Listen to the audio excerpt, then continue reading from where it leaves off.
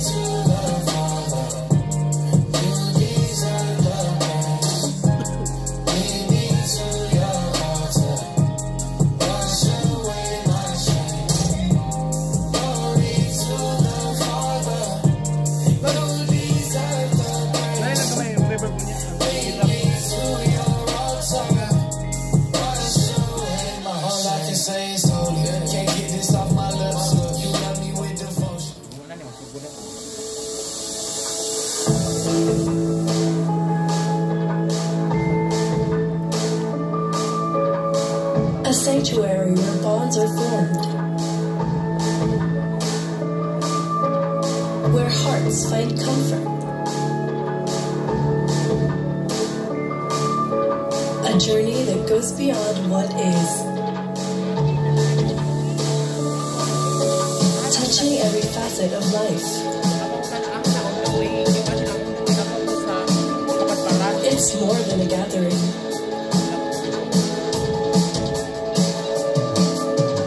It's a harmony of shared experiences.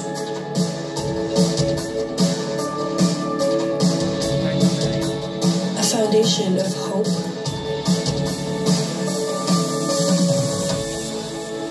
A vibrant mosaic of life's joy and challenges.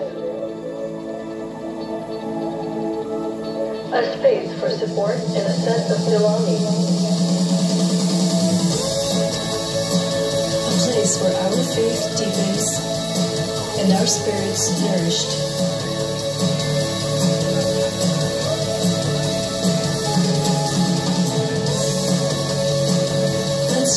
together.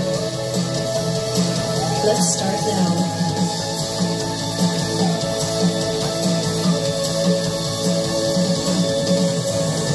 You are home. You are welcome. You are loved.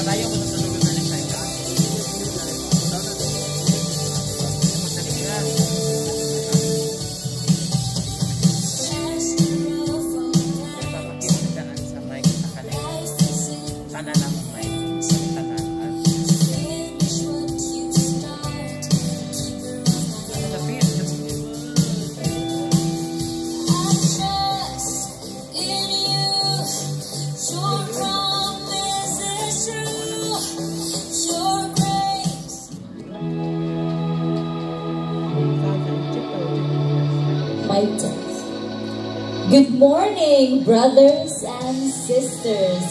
Welcome to the Feast Assembly. Say hi to the person beside you and tell them God will bless you today. God will bless you today.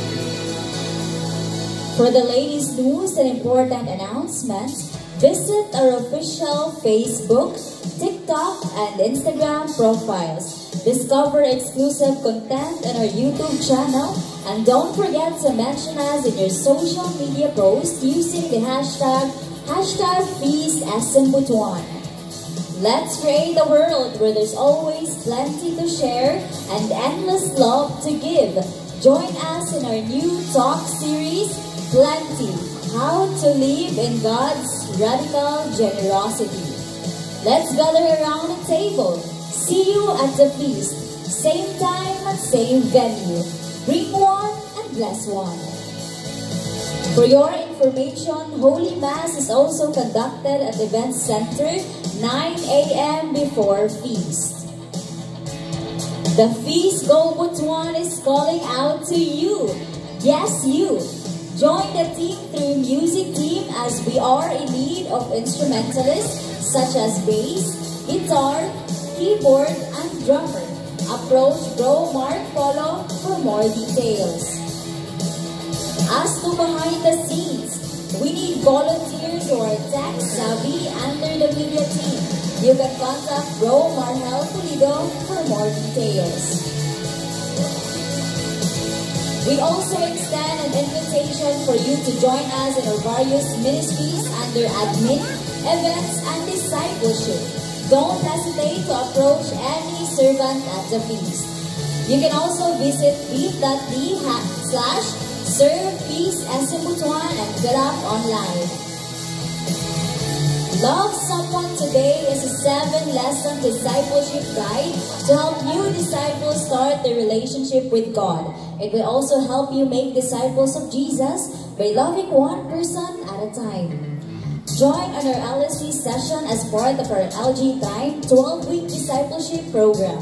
You can also sign up online bit.ly/FSMBLST or contact Sis Hazel Villanueva for more info. Contribute to our ministries and show your support. You can send your tithes and love offerings online through various methods. For GCash, simply scan the QR code displayed on the screen or take a photo of it. For deposits and online transfers, kindly refer to our RCBC account details provided. May the Lord continue to shower you with blessings, enabling you to bless others abundantly. And lastly, may we see the hands of the first timers. Let us give them a welcome applause. Welcome to the feast, SM Butuan. Thanks for attending the feast and know that you are loved. And because we all love you, we have a welcome gift for you. After the feast, please claim your gift and look for Sis Veron Narvas and Sis Hazel Villanueva outside of the lobby after the feast. And now, let us all stand up as we feast worship. Good morning, brothers and sisters. Welcome to the happiest place on earth. Can you tell the person beside you, God provides? God provides. Yes, na-bless ba tanan karon na week? Kung sa'yo na-bless karon na week, raise your hands. Yes, in drought or abundance, God is with us through the wilderness. So let us worship the Lord, who is our provider and our healer, our abundant maker. So let's give our hands to God as we pray in the name of the Father, the Son, the Holy Spirit. Amen. Come on, let's give our hands to God with all our hearts as we sing. In the desert, in the darkness, God, you lead me through the night. In the summit, in the wonder, I am guided by your light. We sing, you go before my every way. I'm not afraid, so I will say, you're with me, God, in every breath, in every step. No matter where, I know you're there. You're by my side through the wilderness. Go, go, go, go.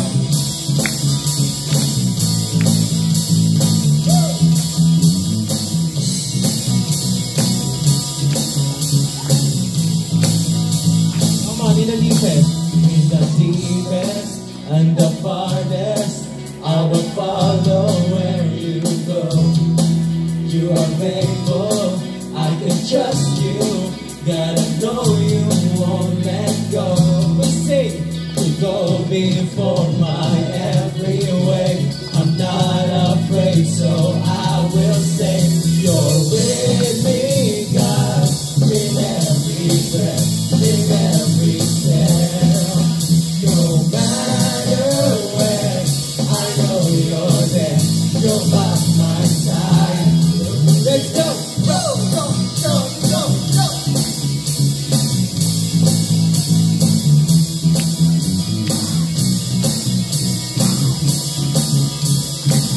Come on, we say one more time. You're with me.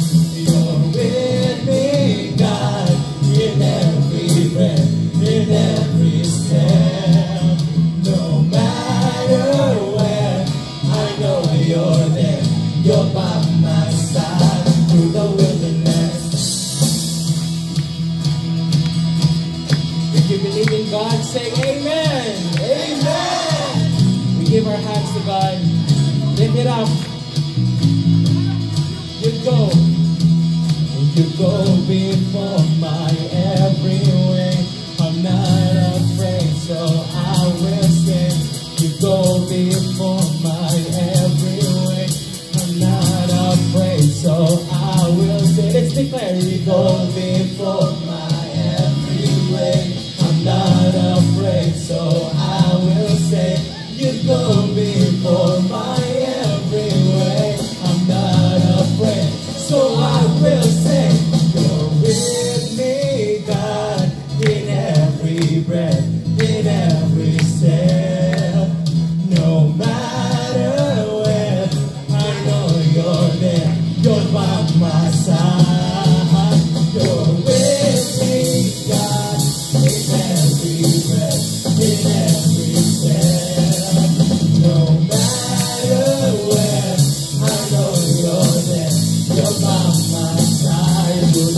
wilderness. Go, go, go, go.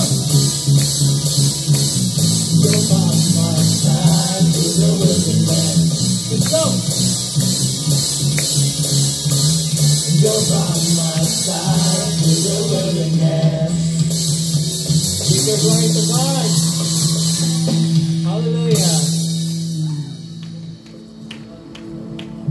Here at the feast, we have this culture of hugging at least 7 people inside this room.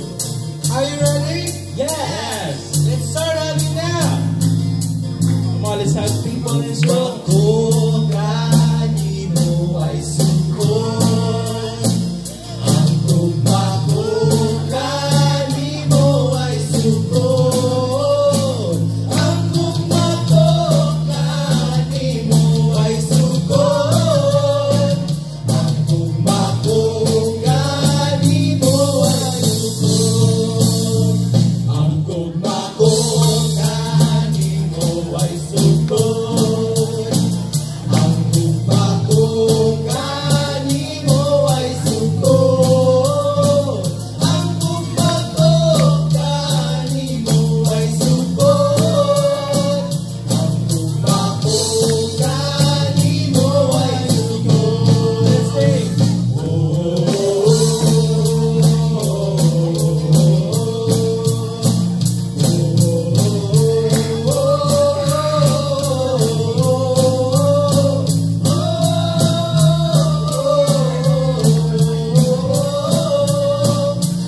Tugma ko kanino ay sukon. Amen, amen. Let's give the Lord a big, big round of applause. Please tell the person beside you, good morning. For those who have come for the first time, no, welcome, welcome to the feast. Can I see the hands of the first timers? Nabi mga first timers. Second timers, third timers. Again, we welcome you. Make this place your home. I am Brother Gerald. I am the feast leader of Feast SM Butuan. And this is your home every Sunday morning because you belong here. And for those people who are watching us on YouTube, no, please share this talk sa mga tao para ma-bless or sa Facebook, sa YouTube. No? So, i-share ni siya para many people pa ang ma-bless sa ato ang talk.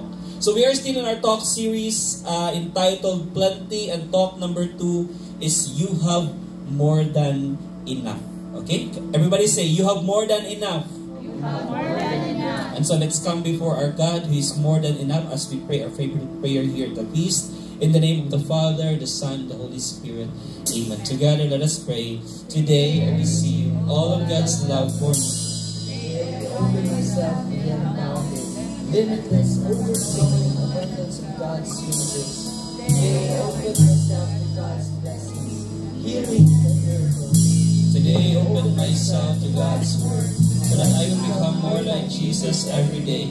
Today I proclaim that I am God's beloved. I am God's servant. I am God's powerful champion. And because I am blessed, I am blessing the world. In Jesus' name, amen. Let us honor the Word of God. Thy Word is the lamp unto my feet and the light unto my path. So last week we introduced to you this insane idea of Jesus that the universe is a place of abundance. Everybody say the universe is a place of abundance. Sometimes, ang atong mentality is very scarce. We have that scarcity mindset that there is not enough resources sa kalibutan. Kulang ang blessings nga gihatag ni Lord sa atoa. Sometimes we have that thinking every single day sa ato ang life. But then again, Jesus taught us that the universe is big, that the blessings are overflowing. You know what? The reason why ang atong mentality is kulang is because we just look kung unsa ang naa sa atong atubangan. If we have 100 blessings or sa atong kinabuhi, we have 99 blessings. We look for that one blessing nga wala sa atoa. That is why we disregard, makalimtan nato nga mas ang mga blessings nga naa sa ato ang kinabuhi because we are so fixated kung unsa ang kulang sa ato. That is why, di ba, last week we discovered that Jesus looked on the birds, gi-immerse niyang kagalingon sa nature because He believed that despite sa mga kakulangon sa life, no, despite sa mga problems, despite sa poverty nga ato ma-encounter every single day, the universe is still overflowing with blessings. And that is why He declares that the Father knows what you need. No? So, actually, this paradigm came from these scriptures because every single day si Jesus ga-reflect siya about scriptures. That is why kung gusto mo every single day makakita gid sa blessings, you reflect on the gospel, you read the Bible every single day because it will teach you an abundance mentality. And today we will talk about talk number 2, this powerful message, you have more than enough. Pakiingon sa imong katapad, you have more than enough. You have more than enough. So let's read Genesis chapter 3 verse 1. Genesis chapter 3 verse 1. Everybody, let's read. The serpent was the shrewdest of all the wild animals the Lord God had made. One day he asked the woman, "Did God really say you must not eat the fruit from the trees in the garden?" So imagine this. There are 4 strategies sa demonyo, no, nga iyahang gamiton to pull us away from God. And in this Bible verse, Genesis chapter 3 verse 1, we discovered the number 1 strategy sa demonyo para mapalayo ta sa Ginoo. And what is that? Lying. No? Mangilad ang demonyo. And I know some of us, no, experience this sa atong kinabuhi. We give into temptation because we buy sa idea or sa lie sa enemy. And so today we will continue reflecting on this verse, no, that the strategies of the devil para i-take away ta from the Lord. And so put your hands upon your heart, close your eyes, bow down your head. Father in heaven, we praise you today.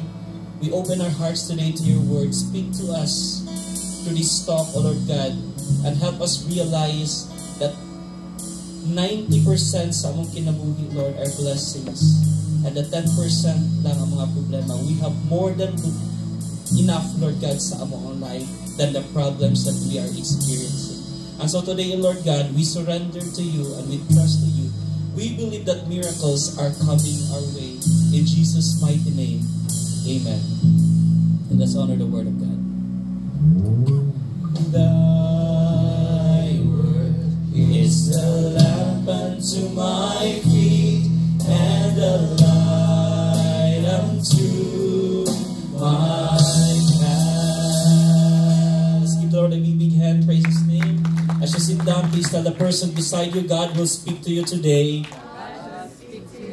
So we just read a while ago, Genesis chapter 3 verse 1, and it says, no, atong basahon ito ang Genesis chapter, the serpent was the shrewdest, pinakaway sa tanan wild animals, nga gihimo sa Ginoo. But one day, he asked the woman, this woman is Eve, si Eva, no? Did God really say you must not eat the fruit from any of the trees in the garden? No? Dili daw kuno mo makakaon sa mga prutas nga gitanom sa garden. Is it a lie or the truth? Mo bagid na ang giingon sa Ginoo nga dili mo makakaon sa mga fruit. You cannot eat any of the fruits in the garden. Mo bagid na ang kuan. Makita nato nga nangatik ang yawa diri. Why? Because wala man nag-ingon ang Ginoo nga dili ka makakaon sa mga fruits sa garden, no? In fact, niingon si God, makaon nimo tanan fruits nga imo makita diri sa garden except lang sa fruit nga maghatag sa imuha sa knowledge of good and evil. So, mura na ang exception. Bisan unsa nga prutas imo kanon, no? Diri sa garden pwede nimo kaonon, pwede nimo kuhaon, pero ayaw lang ninyo hilabti o ayaw ninyo kanta ng isa ka kahoy o fruit sa kahoy din haa sa garden. So maora siya, pero gitwis na sa demonyo, He told Eve na niingon gid ang Ginoo nga dili mo makakaon sa mga prutas nga gitanom dinhi sa garden. So mao na siya, brothers and sisters, ang strategy sa demonyo for us to be separated from him, no? So today we will discuss the 4 strategies of the enemy, and there are 4 common ways the devil uses to pull us away from God. Actually, karaan na gyud kaay ning strategy niya. Since time ni Eve until karon gigamit gihapon niya ang pagpangilad, no? And why do you think that the devil continues to use this strategy? Because it is very effective, no? Ang pagpangilad is very effective. In fact, many people get into scams. Nailad sa kapa, nailad sa unsa tong mga scams before, no? Dali na gyud mailad ang tao, especially if offeran tao butang na makapa-comfortable sa ato ang life, mo give in dayon ta, di ba? Offeran ka nga imong kwarta mo doble to 30 to 40%, which is far beyond sa interest nga ikahatag sa Bangko Sentral ng Pilipinas, di ba? Mubito ang kuan, mubito ang promise biya sa mga scams before, no? Nang mabaligya na ang mga kabaw, nang mabaligya na pati ang yugo sa kabaw, no? Unya pagkabulabog, daghan ang nangadamay, no? So kana siya. So this is the number 1 strategy of the enemy. It is lying. So the first strategy nga iyang gamiton, no? Nga i-connect niya sa lying. We fixate on what you don't have, no?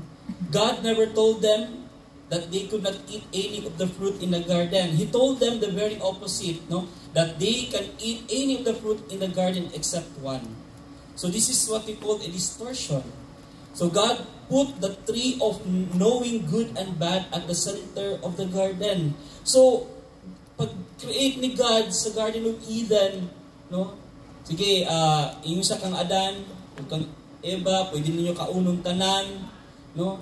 Sa garden, ito na ito isa ka-hektarya nga garden, gibutang niya ang katong gidili nga tree nga fruit dito yun sa tunga. So before ka makaadtoan ang kahoy, moagi pa ka og mangga, moagi pa ka og atis, moagi pa ka og chiko, moagi pa ka guyabano. So there is really a slim chance nga ma-disobey nimo ang command ni God nga dili mo kaonon kay nganuman daghan pa kag agihan nga mga kahoy. But ang problema siguro sa ako lang ning opinion, nagsawa sila sa mga kay permiti na sila kakaon sa mangga, permiti na sila kakaon sa mga lansunis and everything, ning adto gyud sila sa kahoy nga dili ipakaon sa ilaha. And I think this is also the common experience that we have, that we complain on the things that we already have. Although ang kabaluta nga blessed na gyud kaita sa atong kinabuhi, but because of this dili ta makontento, we find for something that we thought would satisfy the deepest longing of our hearts. Example, ang usa ka tao nga naay bisikleta, mag-complain pag yun na siya kay gusto siya nga naay sakyanan. Ang katupong mga naay sakyanan nga ilang ginadrivean every single day, magreklamo pag yun because they would want to have 2 more cars. Unya ang kanipong mga naay tag-iya na og 2 more cars, daghan mga sakyanan silang kinabuhi, mag-complain pag yun because they would want to have a yacht. Ang mga nag-iya po ka ng mga naiyat na magreklamo pag yun because they would want to have a chopper, no? Unya ang mga naapod sa chopper naglupad-lupad, mag-complain po because they would want to have a yacht. So yun ana, it's just a cycle, brothers and sisters. It's a never-ending cycle. And I think that is part, no, of our human nature. We fixate, nakafocus lang ta sa mga butang nga wala sa atua. And when we do that, when we focus on the things that we don't have, no? Instead nga ma-feel ta nga ma-bless ta, we feel that we are so poor, no? That in reality, grabe na gyud kaayo ta ka-bless. So that's the problem, brothers and sisters, when we focus more on the things that we don't have than on the things that we already have. And sa pay effect kung sige na lang tag-focus sa mga butang nga kulang wala sa ato, we become afraid, no? That is why last week, we talked about the scarcity mindset. And what is the effect of a scarcity mindset? Mag-worry ka. No? In fact, pag naakaling mentality, you would go to war. You would assert your rights. No? Para lang makuha nimo ang imong right. Because of the scarcity mindset. Because you thought nga kulang ang resources sa universe. That is why, grab here, grab diri, grab diri. Diba? I think that's the reason why China would want to kanang kuhaon ang kanang atong Scarborough Shoal and everything. Did you know under the international law, ang Philippines under the UNCLOS naa siya right 200 nautical miles from the territorial sea. Mag-ihap ka din o kanang ikan sa territorial baseline 200 nautical miles naa kay right sa economic economic rights within that territory. Kung sabi mong right nga na-include din you have the right to exploit the resources. Ang pagpangisda din ikaw ang naay katungod, no, na mo exploit anang area because you have the economic rights. No, although dili na siya part sa imong territory, but under the law, ikaw ang naay right katungod ana. Pero mo na hitabo karon ang China ni tungod anang 9 dash line nila na walay basis, no? Pwede innocent passage na mulabay-labay bisan isang barko, innocent passage. But as to the exploitation of that kanang mga resources din mga isda and everything, bisan oil, mga minerals nga naa din si Philippines lang ang ay right ana. But ang hitabo karon di pang sakop na sa China din in fact they build in artificial islands. And I think the root cause of that is scarcity mindset. I don't know sa nahitabo na siguro karon sa economy sa China, basin nibagsak na sila or tungod sa kadaghan sa ilang population naglisod na sila pagpapakaon, no?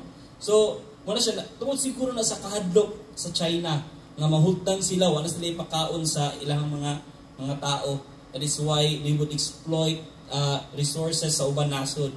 So muna siya, pag natin scarcity mindset, you would really go to war. And di na ka magpalayo, dito sa even sa inyong own family, diba? Na ay kabtangan ng imong mga ginikanan, na ay yuta, unya, napulo mo kabuok anak, isa ka hektarya. So karon ikaw nga kuan dito ka magpalupig, kay ikaw mismo, dili ka, makulangan ka. That is why many families, just because of the yuta, magkinasuhay sa korte, no? Nalimtan na ang relationship. So mo na siya, no, scarcity mindset, and that would cause worry, fear, and even war. Ano na yung pinaka-worse. But remember mo nga dili tanang tao na ay scarcity mindset, even though klaro kay sa ilang life na kulang gid sila sa ilang kinabuhi. Kinsay nakailan ni Nick Vujicic. Kailan mo ni Nick Vujicic? Ambot kung sakto ba kung pronunciation? Nick Vujicic. Usa ni siya ka international speaker, walay kamot, walay tiil. Murag nalay ang ihang sa tiil labik pero nay murag mo flap nga kuan, murag siya murag isda mo murag kan ba. So wala siya kamot, wala siya tiil. But did you know, never ning come up sa iyang mind ang limitation, no? Siguro for the first pila ka years sa iyang life na-depress siya because of that, but i-overcome na niya, no? In fact, he said, I can be angry that I have no limbs, or I can be thankful that I have a purpose. So for him, na lang siya ito ka choice.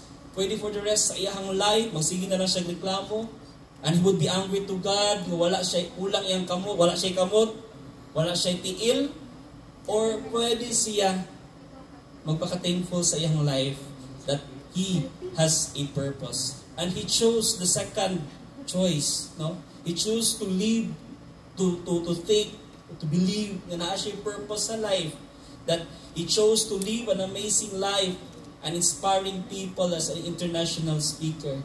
So mindset lang gid na siya, no? So friend, do you lack something in your life today? So today, I invite you to declare that I have more than enough. Pakitapik sa imong kaugalingon. and say, declare this with yourself, I have more than enough. Okay. The second strategy sa demonyo, exaggerate God's command. Diba? Exaggerate niya ang command ni God.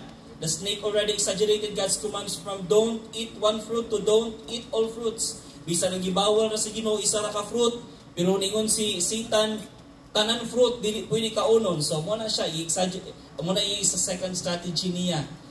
Exaggerate niya ang God's command. Let's read Genesis chapter 3 verse 2 to 3. No? Eve answered the snake, of course, we may eat fruit from the trees in the garden. The woman replied, it's only the fruit from the tree in the middle of the garden that we are not allowed to eat. God said, you must not eat it or even touch it. If you do, you will die. So in fact, gikorreksyon na niya ang snake, but gidugangan niya og lie, gitwist yun. Nga na yun ka-expert sa Satan, itwist yun niya ang truth, no? But God never said, if you touch it, you will die. So, sometimes, muna ang isa sa mga temptations, some religious leaders, in order to impress others sa ilang holiness, they would make God's command 2 times stricter. Diba? In doing so, ma-discourage ang mga tao. Sometimes, natin temptation sa mga leaders, o religious leaders, nga para ma-show off nga gabi gid sila kahuli, magpaka-stricto sila. In fact, gabi kakatawanan, no? Mas stricto pa daw kuno ang kaabag, ang lay minister kaysa sa pare. Kung ang pare magpakalawat siya, okay ra kung kanang basta kay modest lang ang kuan, ang sinina nakapantalon. Pero naa daw kuno yung mga lay minister nga dili magpakalawat kung nakapantalon na. So mas ning stricto pa ang lay minister kaysa sa parish priest. So yun ana. So sometimes we do that, we have that temptation, and that is the strategy of the devil to exaggerate God's command, where in fact dili dapat ingon ana. No? So this is what the Pharisees were doing. Okay? So in Matthew chapter 23 verse 4, they crush people with unbearable religious demands and never lift a finger to ease the burden. So in God's house, brothers and sisters, this is the truth. In God's house, no one is a second class. In my high school years, I desired to become a priest because as what I've taught, if you want to be holy, because that is the call of God for you, you should be a priest. Ano man, of course, ang ilang trabaho, holy work na, no? 100% na sa simbahan.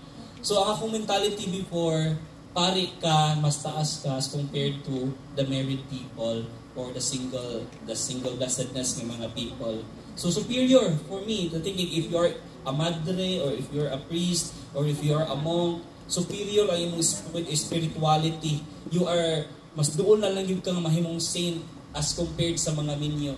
But then, later on, God corrected me and I realized everyone is just equal. Whether you're a married person or a priest, everyone sa mata sa Ginoo is just equal. All of us are called to be holy because God called us in a state of life that we are in. No? Because dili man tanan maka-love ni God in that particular state of life. Because consecrated celibacy is a special call for about 0.008% sa mga Catholic population, and that 99.99% are mga lay people. No? So, in God's house, all of us are first-class citizens. Whether you're a priest, you're a single person, you are a family man, all of us are considered to be first-class citizens. And God's called us to serve Him in the world, in your families, in your jobs, in your businesses, and in your lay ministries. Wherever you are right now, God calls you to serve in that state of life that you are in. If you are a businessman, God calls you to serve God faithfully as a businessman. If you are a husband or a wife, God calls you to serve Him as a husband, as a wife, you have to be faithful there. If you are a student, you have to be faithful in your studies, that because you are going to serve God in your as a student. Whatever state of life you are in right now, God calls you to love Him ana nga state of life. Okay? Because you have to love God where He has planted you. So, kana siya. And the third strategy of the enemy is this, that we assume God is holding back something from you. Nakaabot na sa point sa inyong life nga nagtuo mo nga dili gyud ihatag ni God ang blessings nga para sa ako. Let's read Genesis chapter 3 verse 4 to 5. Diba? The serpent said, "You won't die. God knows that your eyes will be opened as soon as you eat it, and you will be like God, knowing both good and evil." Do you notice this? Another lie of the enemy. Here the snake said that if Eve eats the forbidden fruit, you will be like God. No? Pag mukaon ka aning prutas, ingon daw sila apple daw kuno na, pero dili mo gyud na apple kung wala may nakabutang sa Bible nga apple na siya. Ibutang naman na dira fruit, no? So wata ko balon sa nga klase nga fruit na ilahan gikaon. Pero mo lagi na nangatik na pud ang serpent, ingon siya na pag mukaon ka aning forbidden fruit, you will be like God. No? But weren't they already like God? Di ba like God na ta? When God created us, we are already created in His image and His likeness. And therefore, we are already like God. But the serpent is pointing here, na dili pa ka God, dili pa ka like God. That is why you have to eat this fruit. No? This is another lie of the enemy. So the enemy wants you to assume that God is holding back a blessing from you, when in reality, you already possess that blessing. Sige kag pangita og happiness, sige kag pangita og kanang joy sa imong life, where in fact that joy and happiness is already within you. You just have to work it out. Did you know that if you want to be happy, you want to be joyful sa inyong kinabuhi, you have to work out in your relationships, because happy people, most of them have happy relationships. And so if you want to find that kind of joy, of that happiness sa inyong life, kinahanglan nimo i-work out ang something sa inyong life in order to find that, because you already possess that blessing. Okay? That is why we end up searching for what we already have. So, kana siya. Okay? So, sometimes, mana siya, is nag-search of something, pero naana na sa atoa. No? And we thought na wala taana. No? And we don't see that we have more than enough. Okay? So, this is the problem sometimes, sa ato ang life, because we are just fixated, again, with what we already have. With what we don't have. And sometimes the core problem of humanity is this, what we call spiritual blindness. We don't see the blessing in front of us. And this is very true with married people. Did you know that adulterous relationships happens when you start comparing your spouse with another spouse? So first year sa married life, I'm not yet a married person, but I read several books about marriage. First year sa married life, spark pa kayo, gabi pa ang kaurus-urus pa yun ang gugma. But later on, as years went by, mawala siya, and sometimes, magtanong kasi mong asawa, okay ang character sa mong asawa, ga-take care sa imong mga anak, galuto sa imong pagkaon, gahindo sa balay, sa visual ka and everything. But the physical aspect, deform ang yun siya. And sometimes you start asking yourself, na asa naman to akong asawa nga, grabe ka sexy. And that's the starting point, when you start looking on something na nawala na sa imuhang asawa and looking for that something, no, nga nagkulang, that's the time that adulterous relationship could happen. It may happen, no? And sometimes kaning kulang dito na nimo makita sa imuhang katrabaho. Did you know that your wife, your girlfriend has already puta nato 90%, kay dili mo gid sila perfect. Mo na ang value sa inyong spouse. He or she is already 90%. And sometimes you look for the 10%. And that 10% makita nimo na sa imong katrabaho. Makita nimo na sa imong mga barkada. And you're so fixated with that 10% nga kulang that you forget that your wife or your spouse, your girlfriend is already 90%. So sige kag focus ana, sige kag search anang 10% ka nakita nimo sa imuhang salain.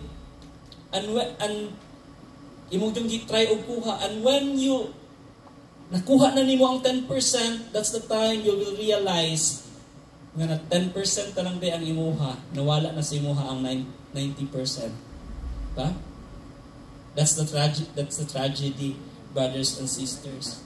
That is why here is the radical advice: have an affair with your spouse. No? Add mystery and magic into your marriage and see your partner from the lens of gratitude.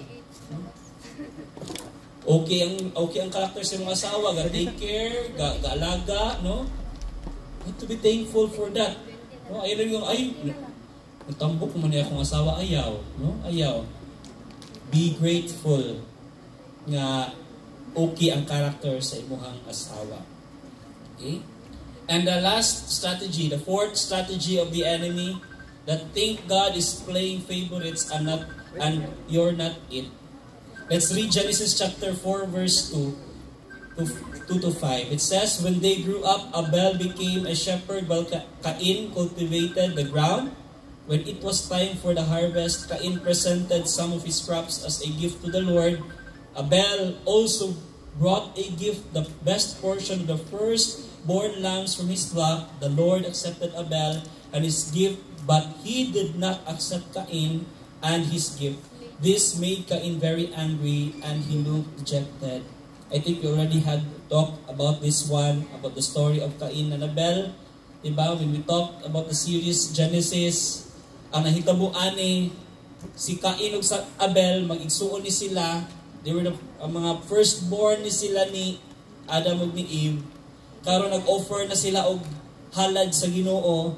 Si Cain naghalad siya og si Abel, ang iharang gift mo gidawat sa Ginoo, ang kang Cain wala. Because ang gibutang sa passage, Abel gave the best portion sa iyahang income, whereas si Cain wala niya gihatag ang the best portion sa iyahang income. Sometimes moabot sa atong life that we try to compare ourselves to others, and when we thought or makita, when we discovered na mas blessed ang ato ang silingan kaysa sa atoa, maghuna-huna na dayon ta that God is playing favorites. No? So many times the biblical authors intentionally put ambiguous gap in the story to mirror our human experience. The story of Cain ug Abel also reflects our own story. Maybe some of you've been praying for a baby, no, 9 years ago, and one day, ang imuhang friend na hinuon, duha na kabuok bata, gi-post pa sa Instagram. No? Grabe na nimong pray, nag-usaryo na ka, nagluwina na ka, pamisahan na nimo, nagsayaw na ka dito sa ubando, ato na kagsimala, tanan gibuhat na nimo, tanan gi-advise sa doktor, natambal nimo gipanglaklak, gilaklak na nimo tanan. No? For 9 years, wala gihapon ni abot ang bata, and here comes your neighbor, dili gani mo simba, dili gani mo basag, dili gani magnobena, duha na kabuok anak, naa sa Instagram gi-post. Dili ba kamalain ana? Sometimes you think God is playing favorites, di ba? Why me, Lord? Why not me, Lord? No? Siya, naana, niya ako, wala pa. Okay? Or maybe you're looking for that one true love, pila nakatuig. No? In fact, I have a friend, when I was still active sa youth ministry, parish youth ministry, he's been praying for that one true love sa iyang life. No? So, every day siya gadtog adoration. No? Lord, boyfriend. Ano yun? No? Lord, boyfriend. Karon nag-25 na siya. Mura yung hapon, Lord, boyfriend. No? Pagka-30 na niya, singita na nila, Lord, boyfriend na! So that's why, kung naatay prayers, nga wala na dungog, wala itong mahuna-unaan, that God is playing favorites. Or di ba ka sa inyong business, di ba? You be praying, Lord, daghan ka nag-customers, daghan ka nag-projects na mo abot. Di ba? Tapos diri sa prayer meeting, magpa-pray ka, magpa-pray over ka nga, bro, daghan ka nagmahalin sa ako ang tindahan karon nga di. And here comes kauban pud nimo sa community, nagpa-pray pod, nagpa-pray over pod, no? Kasi nga bro, i-pray ko dako kay akong problema, bro. Daghan kay customers dili na nako matabang, di ba? Baka ka magselos ana, no? Muli ka nga you feel that God has abandoned you. Diba? Nag-ampo mo. Parehas mo na mo ga-ampo din eh. Parehas mo ga-simba. Pero siya, ang problema ni mo, wala kay customers. No? Perminti negative. No? Dili gani ka. Overhead na perminti ang imong kuan. But here comes your kauban sa community. Ang problema niya, daghang customer. No? Dili na niya matabang. Diba? Sometimes, ingon ana, this is the reflection. The story of Cain and Abel just reflects our human experience. Diba? That God will never favor me. Okay? And because if you have scarcity mindset, you thought that kung scarcity yun ang imong mentality, you will really think na God only favors one person. Favorite ra gyud ni Lord ang imong kauban sa community nga nagproblema sa, or favorite ra gyud kayo ni God ang imong friend nga nanay duha ka anak ron, or favorite gyud ni God ang imong friend nga pila na kabuk ex nga ikaw gyud kay uyab since birth, no? So ana, you compare yourselves to others, but then again God is reminding us that the universe is overflowing with blessings. The blessings of your neighbor sometimes sa atong thinking, we thought that Lord, mao gid ang blessing nga the best para sa ako. Pero sa una-una ni God, basin ka na nga blessing is dili fit for you. Tulura daw kuno ang answer ni God sa atong mga prayers. It's yes, no, or not yet. Yes, ihatag ni God sometimes sa mga prayers because for the Lord, that is the best for you. And it will make you happy. Kaduha, no, because for the Lord, basin ka na nga blessings, basin nagtuo ka nga makahappy sa imuha, later on, it will bring you curse. Diba? That is why whether the answer of the Lord is yes, no, or not yet, it is still a blessing. Because in God's storehouse, there is no storage of blessing. Na-realize na ako, no, just last Sunday, a member of ours, they've been praying for a baby for many years because they were already married for pila na kakuan. Di lang na ako disclose ang name ha, but pipila sa itong mga members na kabaluan eh. Wala sila gitagaan. I think mga 4 years na sila married life, wala sila gitagaan. And just last Sunday, nakig-share sa amua sa ilahang present nga situation karon. And one member sa atong community, murag yung realization ba nga ana siya nga ay sakto ra gyud ay no, wala mo gitagaan pa og anak sa Ginoo, kay kung siguro gitagaan mo og anak sa Ginoo karon sa inyong present situation tapos ingon ana ang nahitabo basin ambot kung basin mo bigay mo sa iyong kinabuhi, no? Sa kung kuan. So at least nga kuan ka ng karon dili kayo mabalanse pa nila ang ilang kuan. So yun ana, brothers and sisters, the blessings of God is not always in the form of money, it's not always in the form of an answered prayer, but sometimes it is also in the form of disappointments, it is also in the form of frustrations. Because again, in God's storehouse, there is no shortage of blessings. So, we have these 3 questions to ask when prayers aren't answered. I think all of us experience that. Natin mga pag-ampo, dili tanan gitubag gid sa Ginoo. But sa may atong buhaton when prayers are unanswered.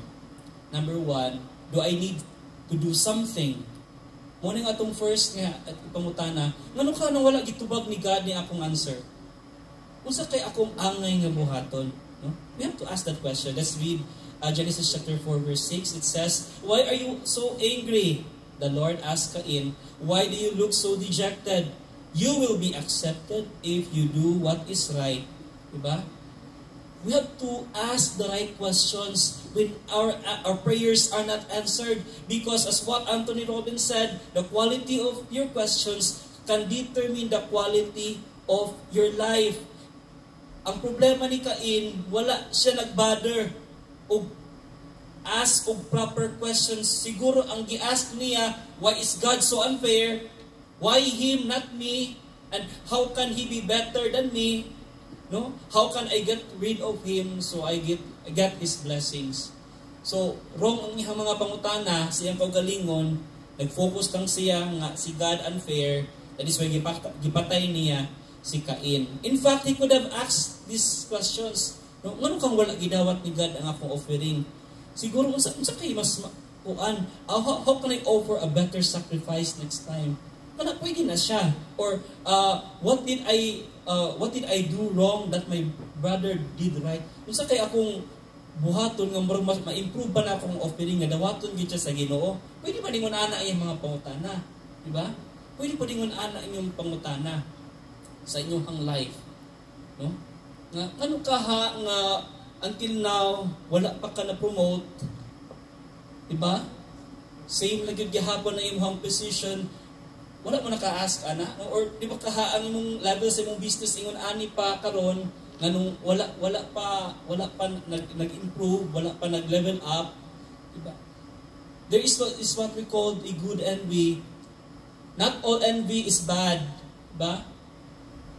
Bad envy is this: pag makita nimo ang imong silingan nga nindot na og balay, moingon ka nga, Lord, masunog kana ning balay, no? So kana, that is a negative envy. But there is this what we call good envy. When you see your brothers and sisters na successful sa life, and you ask nga, I want to be like him someday. Kung unsang iyang gihimo to achieve that in a good way, kaya po na ma-achieve. That is a good envy, no? So you just have to ask the right questions sa inyong life, diba? Second question, is it the right time? Sometimes wala pa siguro, wala pa i-answer ni God ang prayer because it is not yet the right time, diba? So balik ta sa katong story nato, promotion. Is it the right time for you to be promoted sa work? Actually, naamang gitana, no? Imong boss, i-promote, nangita siya og tao nga i-promote, no? But then again, ikaw, dili ka ready. Dili ka ready to receive the blessing. Kaya how can you be ready? Always late ka sa work. 8 a.m. ang sulod, mo abot ka alas 10. So how can the boss promote you? Diba? Tapos imong trabaho palpak-palpak pa. Kung imong kauban gabi katulo kaduha katulon niya gina-review ang iyang trabaho, ikaw kaisa pasa na yung diretso. Tapos pagkakita sa imong boss, nagkato yung mga sayop-sayop, how can you be promoted? Dili pa time, dili pa ka ready to receive the blessings of promotion because it will jeopardize the company. Pag i-promote ka, dili ka equipped. No? Sa relationships, example, Diba? You've been praying for a good marriage. Nga dapat magdugay gid mo sa imuhang bana o kasawa, magdugay gid mo sa imuhang uyab. No, nga siya na gid ang imuhang forever. That is your prayer. No? A good relationship. Pero imong ba dili pa ready. No? Dili pa gid mo mapugna na imong ba sa pagstorya o mga butang nga dili angay istorya. Diba? Sometimes the blessings dili mo abot, it's because the time has not yet come. Diba? It is not yet the right time. Okay? But then again, if your neighbor, no, is more blessed than you can always say this word, because we are living in a universe of abundance, that Lord, I am next. If na-bless siya karon, your blessings, no, are coming your way. Diba? Number 3, i-ask na to, is there something better coming my way? Diba? So instead of saying, why do others get good stuff? Say this in faith, something better is coming my way. Ato i-declare ba? Ato i-declare sa atong kagalingon, something better is coming my way. Diba? This is the ultimate strategy of the devil. Katong upat kabuok. Okay? And sometimes ang atong life is made up of our choices. Can I ask you to please stand? Adam, Eve, and Cain had a choice. Na sila choice sa ilang life, but they choose poorly. Okay? Why? Because they bought the biggest lie of the enemy, that God is not good, and therefore God cannot be trusted. Did you know that disobedience problem is a trust problem? We thought that kaya na to isatisfy ang ato ang deepest longings. We thought that we can take matters into our own hands. That is why we disobeyed God. Diba? That's the reason why Adam and Eve disobeyed God, because they thought God cannot be trusted. They took matters into their own hands. And because if you think God is not good and He cannot be trusted, you'll always take matters into your own hands. You fall into worry, and you would go to war. Like Adam, Eve, and Cain, every single day we face a choice. Every single day, you always face on that tree in the middle of the garden. Every single day, we are being tempted by the devil. Diba? Will you trust God that God is good? Will you trust God that God is generous? Will you trust God that God is more than enough for your needs? Where Adam and Eve and Cain failed, did you know that Jesus succeeded? Because Jesus chose well. He trusted that His Father is good. And because He believed that His Father created a universe of abundance, He lived sacrificially. He gave everything He had on the cross. He loved His enemies. He forgave those who murdered Him. And so today, brothers and sisters, Jesus is calling you to follow Him in His death and resurrection. Will you die to yourself, trusting that He will raise you up to? With Jesus, you have more than enough.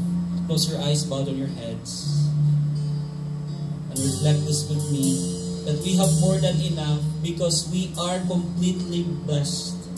You just have to look at the people around you. Ang kanang mga tao nga nagpalibot sa imuha karon, they are already a blessing, brothers and sisters. You just have to open your vision. You just have to open your eyes to the things that surrounds you, and you will realize that you are blessed beyond measure. God is the God of greater miracle.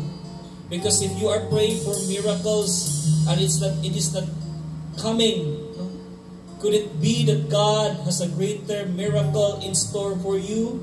You're praying for something today that you thought makahatag sa imo og happiness, but maybe God is preparing for the best version of what you are praying for, brothers and sisters. And I get it. I understand it. Sometimes ikapuy na kag-ampo. Diba? O maghihapoy ning abot. But I just want to be speaking the right words to you, brothers and sisters. And I'm sure that nobody would argue me, and it's difficult. All of us go through this experience. But the goal of God for us is to be more than what we can be. You and I, we have more than enough because we have a God who is more than enough. In the name of the Father, the Son, and the Holy Spirit, amen. Come, Lord Jesus. Thank you for answering my prayers. Lord, sometimes mapuyo na ni usahay, maglibog, maglisod, and sometimes we question you, but we pray that you would embrace us, that you raise us up, carry us in your shoulders as you carry your lost sheep. We can't be lost, Lord.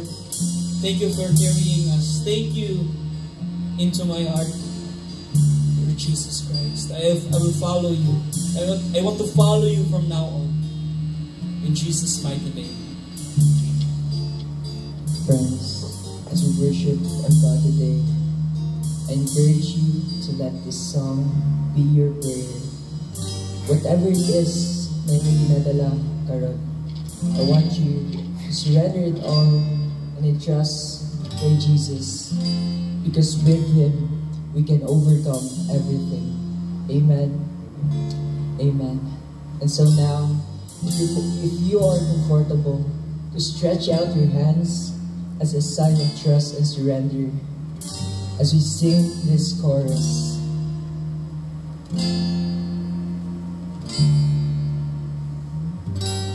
You are good, sovereign, loving and true. You are kind, faithful. There's nothing you can do. I will rest in the promise that I have in you. You are good, I will trust in you. Come on, we continue to lift our praises to Jesus.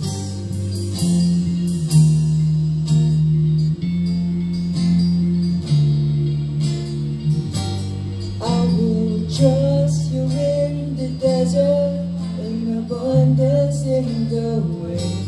God, you hold my days together, and your timing's never late. I will trust you in the mountains, in the valleys in between. Where you lead me in this journey, that is where I'm meant to be. You are good, sovereign, loving and true. You are kind, faithful. There's nothing you can do. I will rest in the promise that I have in you. You are good, I will trust in you.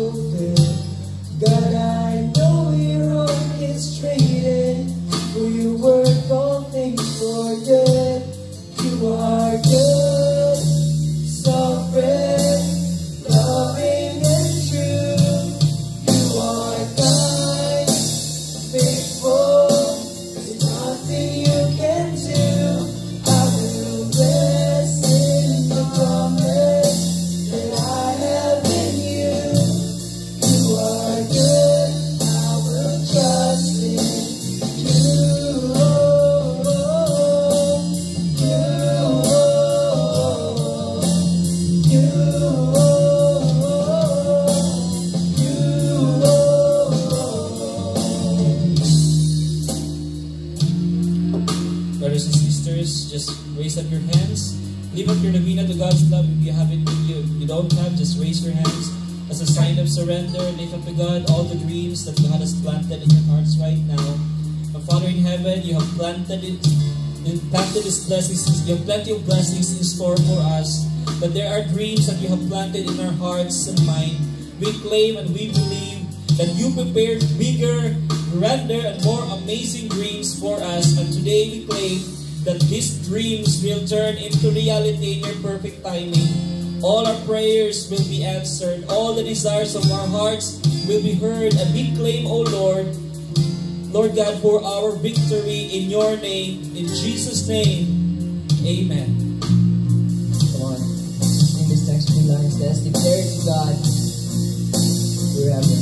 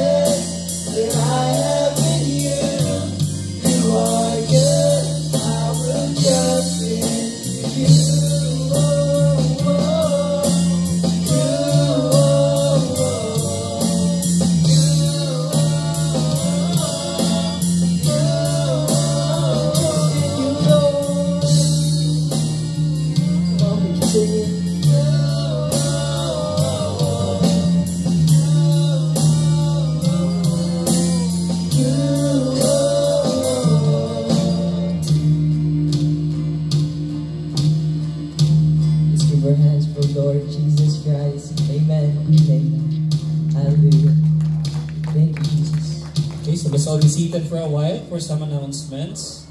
So, na-bless ba ang tanan? Okay, let's give the Lord a big hand. Okay, for some announcements, please continue to follow us sa among mga social media accounts sa Facebook, YouTube, Instagram, o sa TikTok, no? For you to be updated sa atong mga events of peace. And okay, for our upcoming talk, we're still in the talk series 20. So we're done with talk number 2. We're now to talk number 3. Ang atong talk series, Stop Talking and Stop Taking. Taking na siya. Stop taking but start receiving. Talking ba na? So for those who would want to serve with us sa music ministry, okay, so you can offer your talents if you are good in keyboard or sa drum or a guitarist mo o bassist, no? So you can contact Brother Marhel Polido, ang atong events team, Mark Polo, no? If you want to serve with us sa music ministry. And also we need more servants sa atong media ministry, sa media team nato, visuals, photo and video team, graphic designers, creative, social media manager, bulletin, live stream team, email, docu team. So, nag-need po niya nila. If you have the talent, just contact Brother Marhel. Also, serve with us sa worship, dance, discipleship, warmth, intercessory, music, production, media, secretariat of finance. So just contact again Brother Marhel if you want to serve with the feast. Also, you can still join our Love Someone today. Ang atong Jesus Encounter will be on May 18. That is a Saturday. Okay? Sa J&M Building, Durano. Okay. This is a one-on-one discipleship for Catholics. Next. And please do support us not just sa inyong service but also financially because we really need your help financially. Kaya nag-increase ang rent no sa SM, nag-triple ang increase niya. So we really need your financial support para masustain pa nato itong feast diri every Sunday because as much as we want to give you the best venue yun, ang SM yun, ang pinaka-the best na venue, SM Cinema ang pinaka-the best na venue as compared sa mga malls o Sawan malls o sa kaning mga hotel, no, the best yun kayo ang SM. So we want to give you the best venue, excellent venue, and that's why please do support us. We cannot do that, we cannot continue this mission if kung wala may ka ng support financially. So we really need your support financially. Okay, so you can pwede niyo i-deposit no sa RCBC account na mo o sa mo ang GCash. And next, nabi mga first-timers. Okay, so wala. So, still, congratulations for those hope come, second time, third time. So, this is your and for the birthday celebrants, okay, nabi ng birthday for the month of May, please come forward, no? So, Ate Biron, number 1. Oh, never. Parang every month naman sa Ate Biron yung birthday. Okay, birthday celebrants for the month of May, please come forward. Aba, okay. Diyan, wow, kamu lang. Isa pa, anak palain. Okay, si Aba. Okay, sige.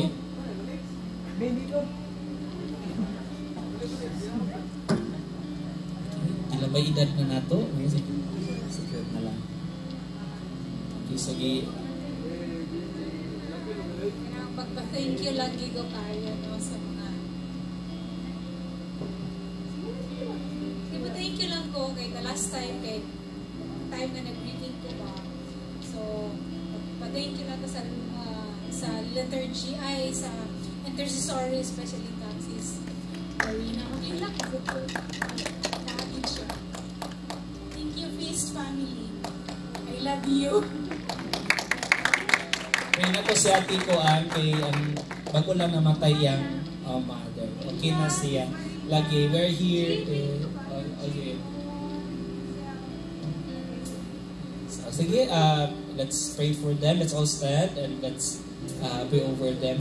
In the name of the Father, the Son, and the Holy Spirit. Amen. Lord, we thank you for the gift of life that you have given our sisters, Lord God, Sis Helen, Ate Janet, o si Aba. Oh Lord God, we pray that you continue to bless them with good health, more years sa ilahang life, so that they can continue to experience the love of their family and friends. We just ask you, Lord God, to grant the desires sa ilahang hearts.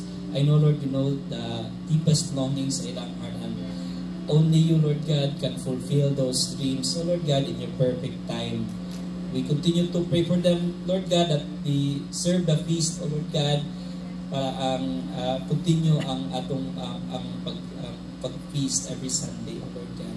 We lift them up to you, O Lord God, ikaw na'y bahala sa daan. This we ask in Jesus' mighty name. Amen. Father, the Son, and the Holy Spirit.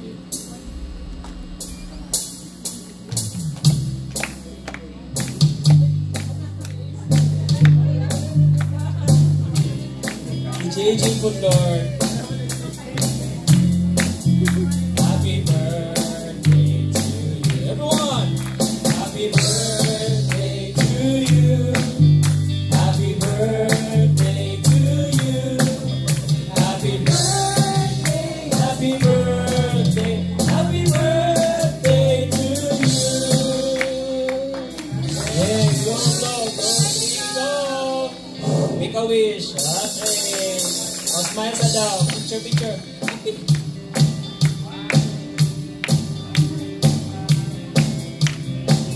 Yay! Happy birthday. Asi, inyo na ng cake. Okay, so let's pray for our love offering. take out your love offering prayer. Let's pray this love offering prayer. Wala? Sige. So let's pray. Dear Lord, thank you for blessing me. I offer you this with a thanksgiving heart. Use my offering to bless others mightily in Jesus' name. Amen. Come on, let's give our love offerings to God as we sing this song.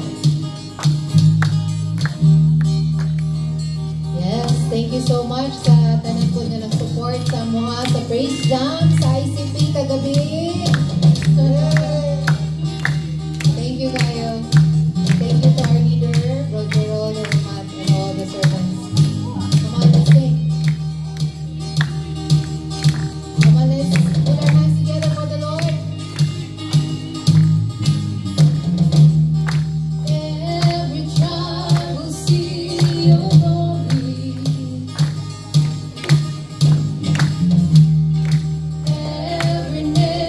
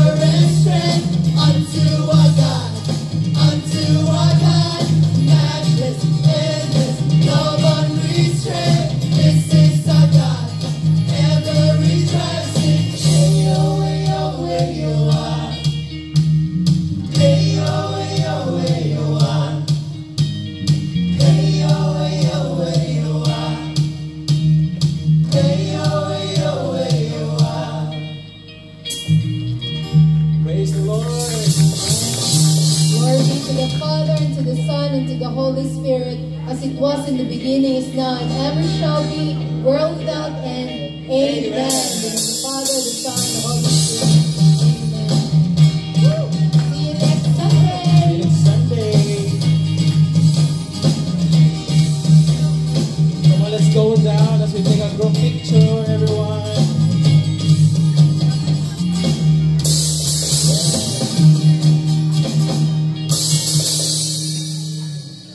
Thank you for coming, Easters. Let's have a group picture. Paki-on sa light sa likod. And then, volume sa suga. Picture, Sis Marina.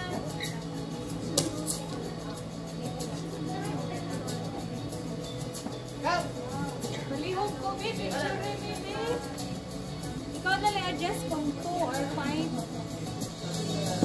Kalan sa mga.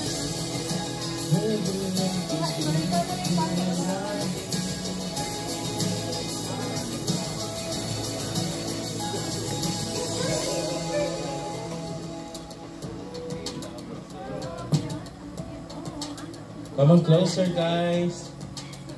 Ay, salamat yan sa pag-picture. 1, 2, 3, smile. Feast. Sabay. Okay, thank you, bro. See you next Sunday. Wala si Citizen. Thank you for coming. Thank you. Thank you tayo, ha? Oo. Sis Marina, ang ako na. Thank you, guys. Thank you, Easter. See you tomorrow.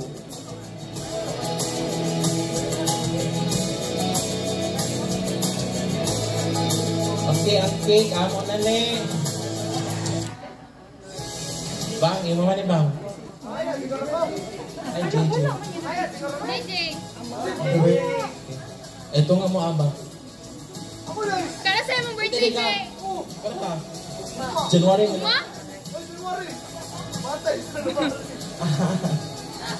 Ito nga mo na si Helen and Ate Janet. No. Kanang sa inyo na lang. Kami na. Awal ang kanday sa tiwi. Matiguan mo eh, kung bida. Pagkampo na, Bi.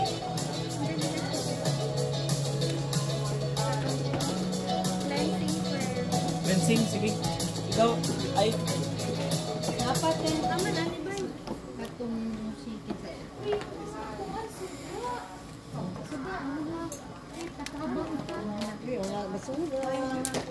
Marama ito ya.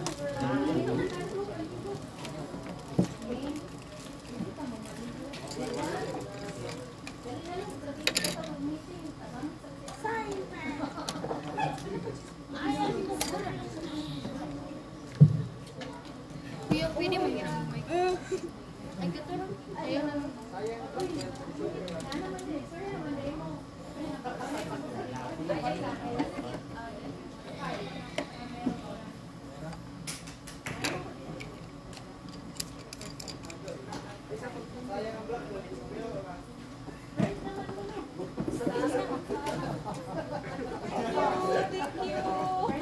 Nag-struggle daw ko. Thank you. Wala.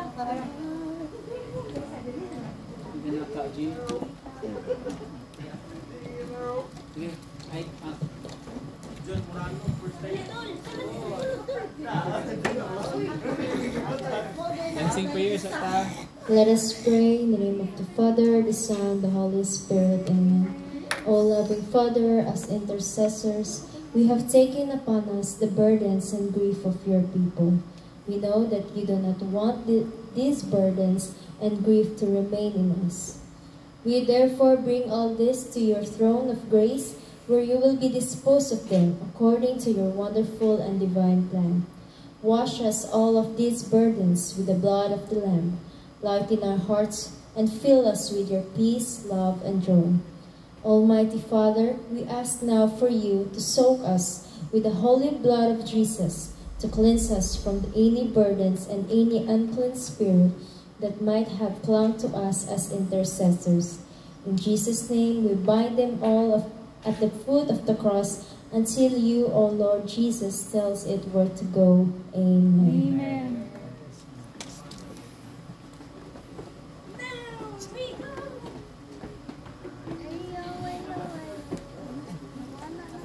Kasi gusto magpasinsilyo. May sinsilyo.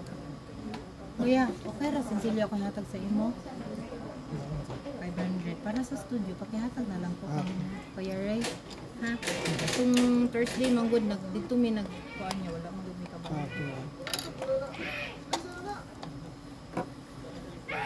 Oh! Shh, quiet.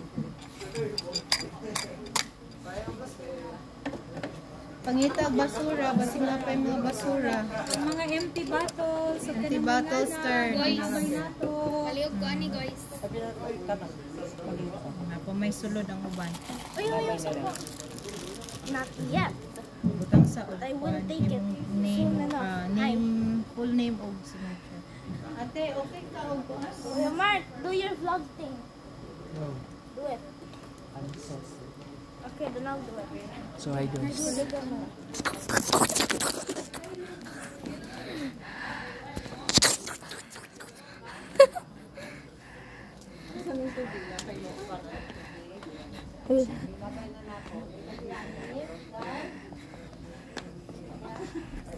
Welcome to the happiest place on earth. Ade, wala siya natagan na allowance.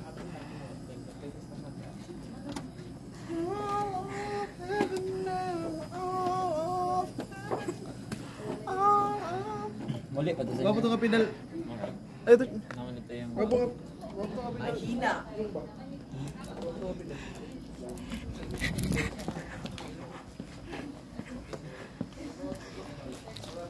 It's out of focus. Hi.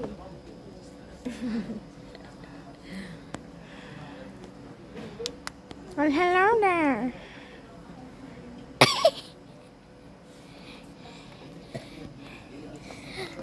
For today, I'm the cameraman. Ano? Dapat isumbong sa kuan kay dance sa ba?